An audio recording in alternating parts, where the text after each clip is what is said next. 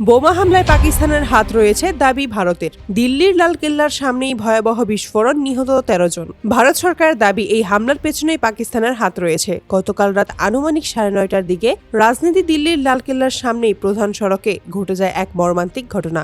একটি সাদা রঙের গাড়ি হঠাৎই থামে, সেখানে পর্যটকে ভরপুর ছিল।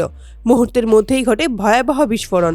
আলোর ঝলমলে রাত মুহূর্তেই চারদিকে ছড়িয়ে পড়ে আতঙ্ক আর ধোঁয়া। প্রত্যক্ষদর্শীদের দাবি বিস্ফোরণের শব্দ এতটাই ভয়াবহ ছিল যে আশেপাশের বিল্ডিংগুলো কেঁপে উঠেছিল।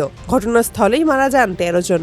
আহত হয়েছেন আরও ৩০ জন, যাদের মধ্যে কয়েকজনের অবস্থা আশঙ্কাজনক। আহতদের দ্রুতই স্থানীয় হাসপাতালে ভর্তি করা হয়। দিল্লি পুলিশ ইতিমধ্যেই ঘটনাস্থল ঘিরে ফেলেছে। ফরেনসিক টিম বোমার অবশিষ্ট অংশ পরীক্ষা করছে। প্রাথমিক তদন্তে ধারণা করা হচ্ছে গাড়ির ভেতরেই উচ্চ ক্ষমতা সম্পন্ন বিস্ফোরণ ব্যবহার করা হয়েছে।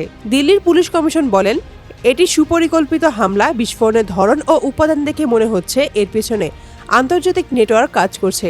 বিস্ফোরণের কয়েক ঘন্টা পরেই কেন্দ্রীয় স্বরাষ্ট্রমন্ত্রী সাংবাদিকদের সামনে আসেন। তার দাবি, এই হামলার সঙ্গে পাকিস্তান ভিত্তিক জঙ্গি সংগঠনের যোগ রয়েছে। স্বরাষ্ট্রমন্ত্রী বলেন, প্রাথমিক তদন্তে যে তথ্য উঠে এসেছে তা স্পষ্টভাবে ইঙ্গিত দিচ্ছে পাকিস্তান মদতপুষ্ট গোষ্ঠীগুলোর দিকে।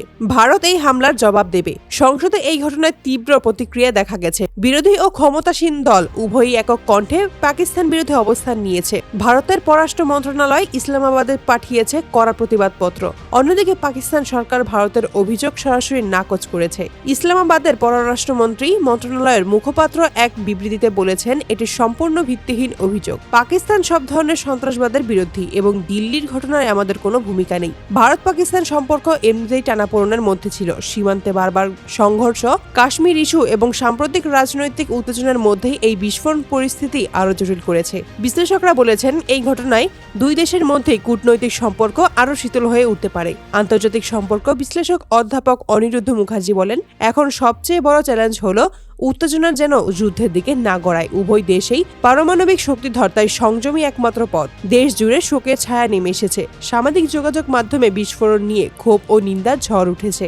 নিহতদের প্রতি শ্রদ্ধা জানাতে আজ দিল্লি, মুম্বাই সহ বিভিন্ন শহরে মোমবাতি মিছিলের আয়োজন করা হয়েছে। ভারতের দাবি ও পাকিস্তানের অস্বীকার, দুই দেশের মধ্যেই উত্তেজনার রেখা আবার স্পষ্ট হয়ে উঠেছে। এখন দেখার বিষয় তদন্তের চূড়ান্ত ফল কি জানায় এবং দক্ষিণ এশিয়ায় শান্তি রক্ষার আন্তর্জাতিক মহল কতটা সক্রিয় ভূমিকা নেয়।